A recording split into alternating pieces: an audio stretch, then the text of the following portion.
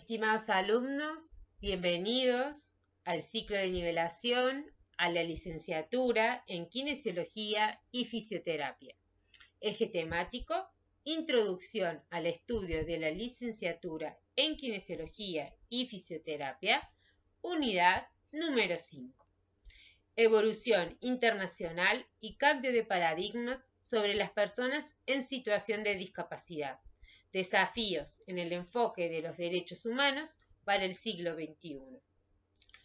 Me presento, soy la licenciada Isa Giannini Natali.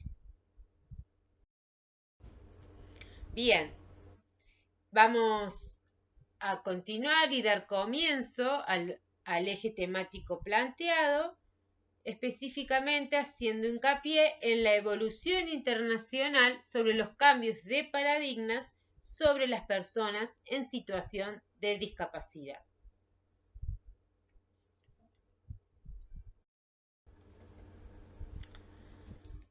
Ahora bien, vamos a comenzar a poder definir, o a tratar de comenzar a definir lo que denominamos discapacidad. Según la Organización Mundial de la Salud, discapacidad es un término general que abarca las deficiencias, las limitaciones y las restricciones de la participación. Es decir, cuando hablamos de deficiencia, decimos que son problemas que afectan a una estructura o función corporal. Limitaciones de la actividad son dificultades para ejecutar acciones o tareas. Y las restricciones de la participación son problemas para participar en situaciones vitales. Muy importante esto. Entonces, podemos concluir diciendo que la discapacidad es un fenómeno complejo que refleja una interacción entre las características del organismo humano y las características de la sociedad en la que vive.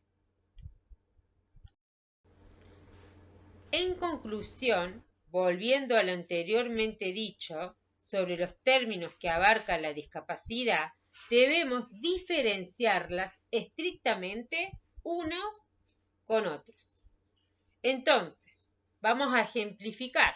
Un ejemplo de deficiencia puede ser una fractura de tibia y peroné, una fractura de radio y cúbito, una enfermedad sistémica como la diabetes, insuficiencia renal severa, un tumor cerebral que deje secuelas metabólicas y neurológicas, neurometabólicas, un déficit intelectual, cognitivo, por una patología neurológica. Pero eso por sí solo no define la discapacidad. Hay que considerar otros conceptos como son las limitaciones a la actividad y las restricciones de la participación de las que hablamos anteriormente. Entonces, las limitaciones de la actividad son dificultades para ejecutar una tarea o realizarla, llevarla a cabo. Por ejemplo, si yo tengo una fractura de muñeca a nivel de radiocúbito, acompañado de una distensión ligamentaria con ruptura muscular, voy a tener una limitación para la escritura, como así también para las actividades de la vida diaria, como es el vestido, desvestido, la alimentación, utilización, por ejemplo, de cubiertos para cortar, por ejemplo, un pedazo de carne, y así un sinfín de ejemplos. Ahora bien, entendiendo que las restricciones de la participación son problemas para participar en situaciones vitales, vamos a continuar ejemplificando. Si yo tengo una deficiencia por fractura de muñeca a nivel de radiocúbito acompañada de una distensión ligamentaria y ruptura muscular, eso me va a llevar a una limitación para la escritura o la actividad de la vida diaria, cualquiera de las que nombramos anteriormente.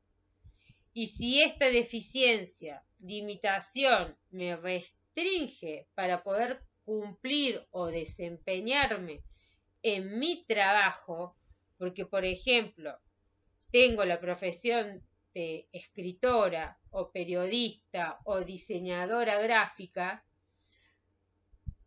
o cualquier trabajo que esté realizando haciendo artesanías, estamos frente a lo que denominamos como restricciones a la participación. Bien, no debemos olvidar que una misma deficiencia tiene diferente impacto en una persona. Un ejemplo de ello es que no es lo mismo el impacto que tiene en una persona con deficiencia por una fractura de fémur, que lo va a limitar en su marcha para caminar y trasladarse, desplazarse, no va a ser nunca lo mismo en una persona que es deportista, y más si les cuento que es un deportista elite, que vive, digamos, de eso, del deporte, del fútbol, por ejemplo. A que me suceda a mí, no va a ser el mismo impacto a que me suceda a mí como docente universitaria y mi única labor es la docencia, por lo cual yo podría trasladarme de un lugar a otro en auto y el impacto no sería lo mismo con respecto a esa persona futbolista o que desempeñe cualquier otro deporte elite. Es decir, el efecto de la discapacidad va a ser individual y personal estrictamente. De igual manera, hasta el momento hicimos un análisis acotado de la situación. ¿Por qué? Porque no es lo mismo tampoco el medio donde se desempeña la persona, cómo es su vida, con quién vive, etcétera, etcétera. Entonces, cuando uno intenta definir una discapacidad, es multifactorial y no solo hay que posicionarnos. Ahora bien, en definitiva, ¿qué nos interesa a nosotros? El funcionamiento. ¿Y qué es el funcionamiento?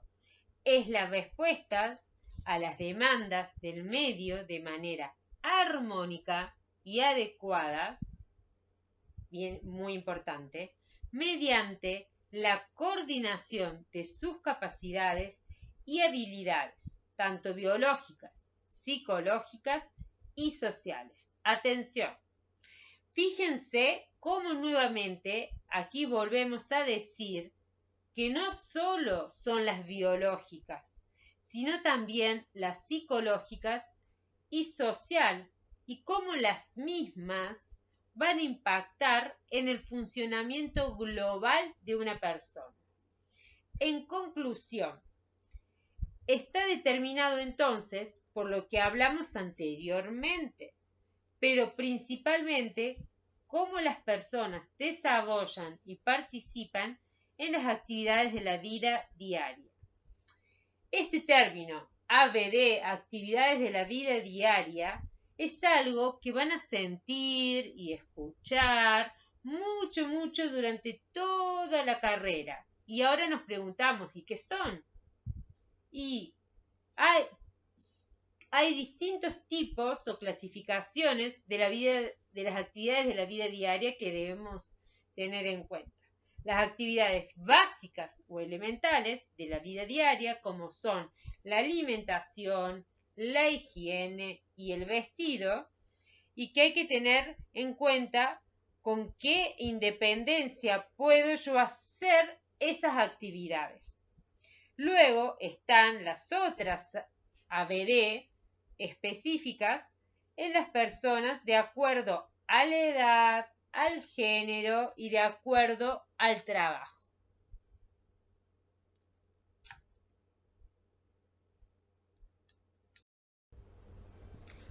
Por ejemplo, en un niño pequeño de 1 año, yo no puedo decir que tiene una discapacidad, porque no puede alimentarse o no puede higienizarse o vestirse solo, porque no debería tener esa habilidad completa para esa edad que tiene, ¿se comprende? Pero sí para un niño, por ejemplo, que tiene 8 años, en ese niño sí lo voy a considerar como una discapacidad.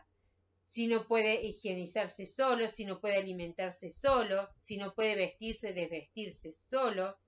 Entonces, volvemos a lo mismo. Las variables son numerosas y se va a ir definiendo de acuerdo a la persona de forma individual.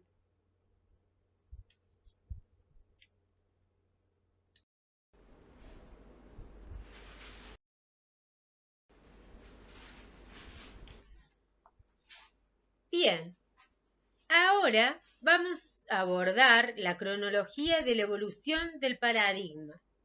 Y para ello es importante hacer historia para ver de dónde vinimos y hacia dónde vamos siempre. Para ver dónde se encuentran ancladas estas ideas y ver cómo pueden permitir que progresen o no las diferentes miradas y en consecuente, tanto como profesionales de la salud y o comunidad en general, estamos parados frente a la discapacidad. Podríamos empezar ya el recorrido en el año 1966, donde son los primeros antecedentes en donde todos los organismos o entidades de salud y derechos humanos se han preocupado porque todas las personas tengan las mismas o los mismos derechos o al menos se los considere. Y así, a partir de 1966, sucedió el Pacto Internacional sobre los Derechos Civiles y Políticos. Este pacto no solo involucraba a las personas con discapacidad, sino también a aquellas que en ese momento estaban siendo no consideradas. No podríamos decir personas discriminadas porque es una palabra que surgió mucho después, sino que no han sido consideradas, quiero decir, en sus derechos, y no solamente me refiero a las personas con discapacidad, me refiero a las mujeres, a los niños, a personas con determinadas ideologías políticas y religiosas. Entonces, estos fueron los preludios de cómo se fueron desarrollando. Luego la evolución en considerar en definitivas las minorías como iguales o al menos como personas sujetas de derechos. Esto es algo importante, ser consideradas como sujetos de derecho.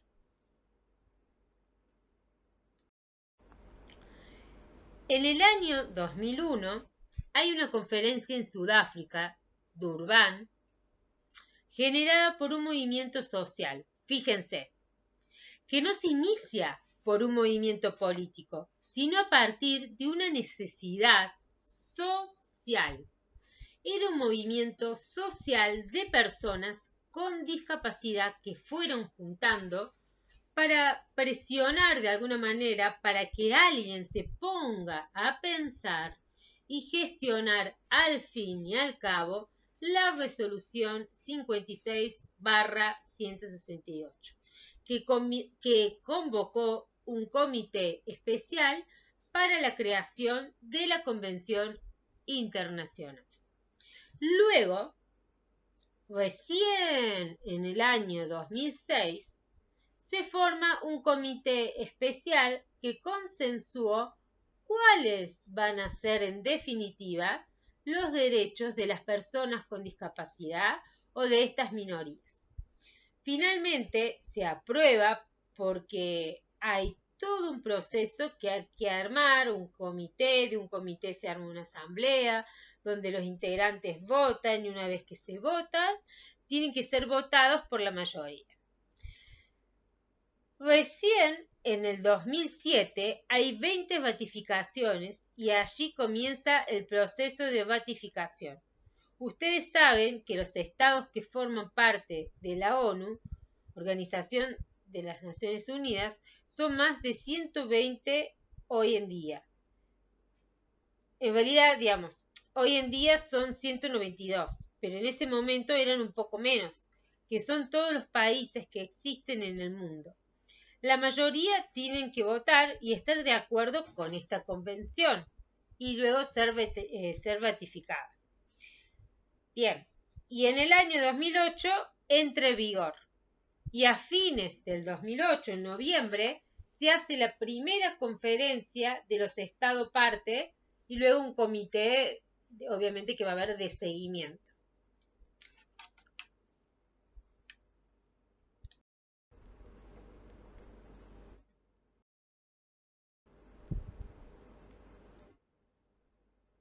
Hay que tener en cuenta y no olvidar lo siguiente, que en el año 2006 se logra la Convención sobre los Derechos de la Persona con Discapacidad. Es decir, que todo este proceso social que fue madurando a lo largo de todos estos años, que toma impulso porque fue de alguna manera aceptado el reclamo por los distintos organismos internacionales, toma forma y culmina en lo que se denomina la Convención sobre los Derechos de la Persona con Discapacidad. ¿Qué se logra con esta convención? Bueno, pensemos juntos. Se logra y se consolida lo que se denomina estatus jurídico de la persona con discapacidad. Ahora bien, antes de seguir, les voy a recomendar que vayan viendo todos estos términos nuevos para ustedes, que puedan entenderlos y si no es así, buscarlos para que puedan comprender esta terminología que se utiliza y que es nueva para ustedes. Y depende de ustedes la búsqueda, la curiosidad para apropiarse de los conocimientos, generar y afianzar procesos de aprendizaje previos y nuevos a partir de este momento y durante toda la carrera y la vida. Esto es un consejo que les transmito como su profesora, que los va a acompañar y los acompaña hoy en este momento de sus vidas. Bien, bien, bien. Volviendo al tema que estábamos explicando, de qué es y qué significa el estatus jurídico entonces. El estatus es estado jurídico. ¿Qué es? Es que la persona es sujeto de derecho, es decir, todos somos personas jurídicas. ¿Por qué? Porque somos sujetos de derecho. Entonces, para retomar y entender, debemos saber, como se ha mencionado antes, que la persona con discapacidad, antes del 2006, no era una persona de derechos. ¿Se entiende? ¿Se comprende? No estaba visto como persona con estatus jurídico. Esto no es un dato menor. Es muy importante porque si la persona con discapacidad en ese momento, antes del 2006, quería reclamar algo, al no tener estatus jurídico, era desconocido como con derecho pleno. Es decir, en conclusión, ¿qué se logra con esta convención sobre los derechos de la persona con discapacidad? Promover, proteger y asegurar el goce pleno y en condiciones de igualdad de todos los derechos humanos y libertades fundamentales por todas las personas con discapacidad y promover el respeto de su dignidad inherente. Esto es muy importante, su dignidad inherente.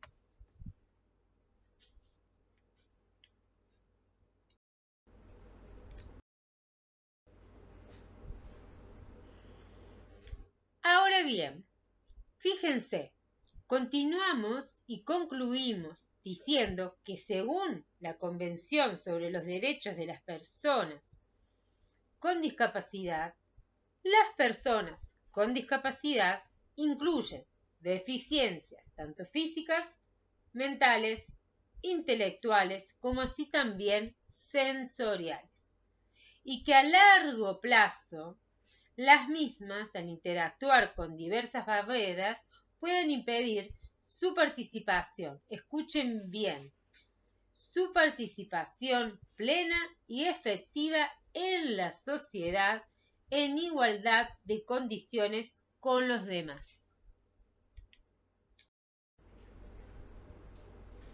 Ahora bien, entonces, ¿cuál es la característica o la palabra clave en esta definición que estuvimos hablando de discapacidad según la Convención sobre los Derechos de las Personas con Discapacidad? Es a largo plazo.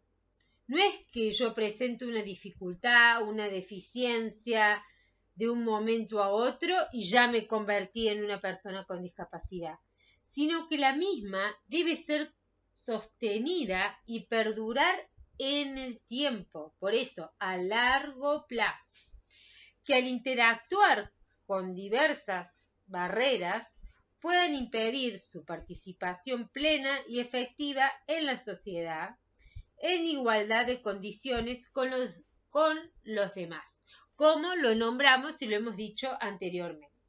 Entonces, es decir, que si yo como docente, por ejemplo, tengo una deficiencia física que me lleva a una discapacidad motora y me encuentro en sillas de ruedas, debo tener las condiciones necesarias para poder ingresar al aula, que pueda conectar con mi dispositivo electrónico. Si el aula de un piso de arriba debe tener ascensor para poder subir a la misma. Quiero decir entonces, todas las condiciones que yo necesite para poder participar en igualdad de condiciones con las demás personas. Esto puede ser yo como docentes, ustedes como alumnos o cualquier individuo que presente una discapacidad acorde a la actividad que esté desarrollando o que está desarrollando. ¿Se comprende? ¿Se entiende?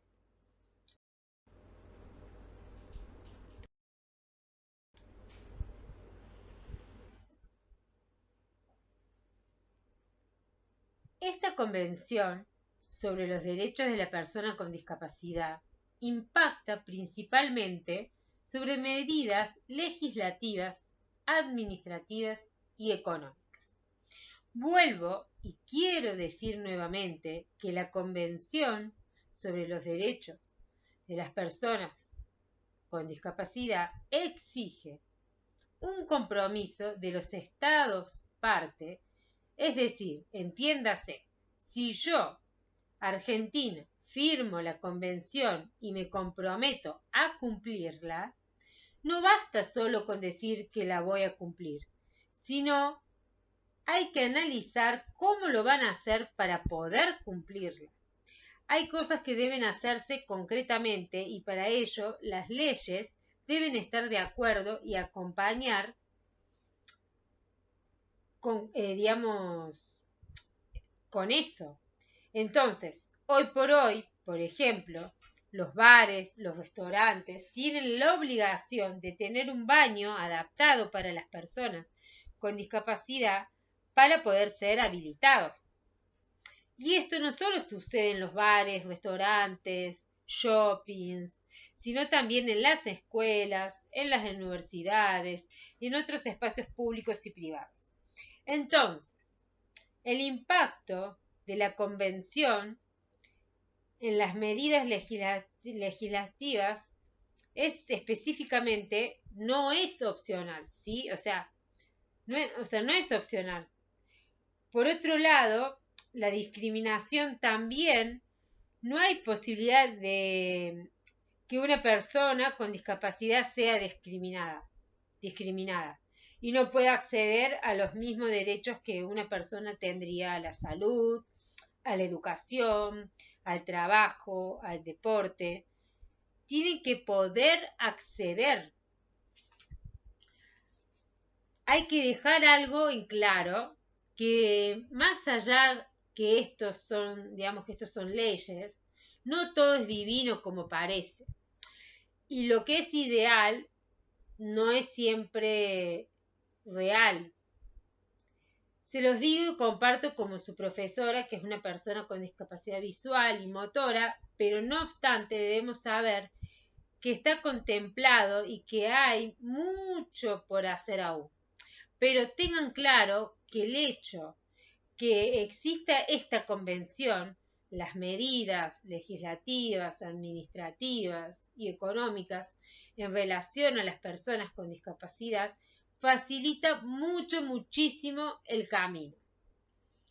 Ahora bien, más allá de todo lo dicho anteriormente, se debe promover a la investigación, porque es una forma en la que la ciencia se va a desarrollar, es decir, sin investigación no hay ciencia.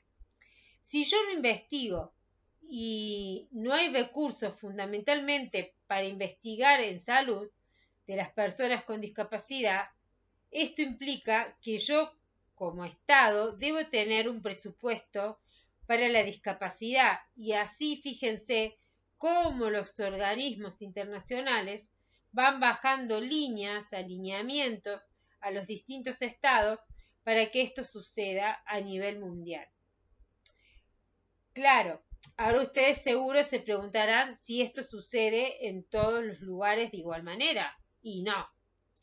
Va a depender de las posibilidades que cada estado tiene para que esto se lleve a cabo.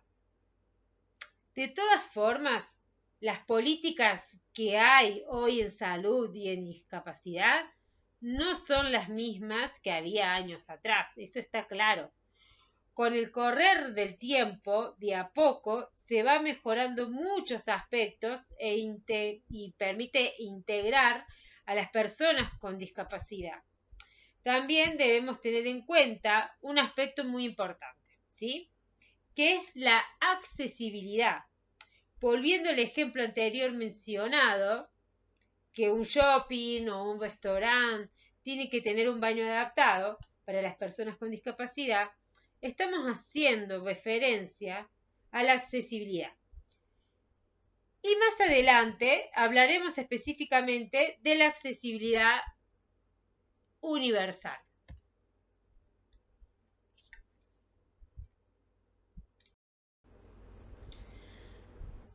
Bien, antes de continuar avanzando con la temática, los invito a que lean el extracto del tratado de la convención que está en el apunte. Es más, quiero decir, deben leerlo y poder identificar cuáles son los principios más importantes, como lo es la dignidad, el derecho a la vida, el derecho a la autonomía, a que la persona pueda acceder a vivir independientemente, protección contra los malos tratos inhumanos o maltratos, el derecho a la discriminación, el derecho a la inclusión y participación a la sociedad, a la igualdad de oportunidades y muchos más artículos que son muy interesantes de leer y que deben saber, ¿sí?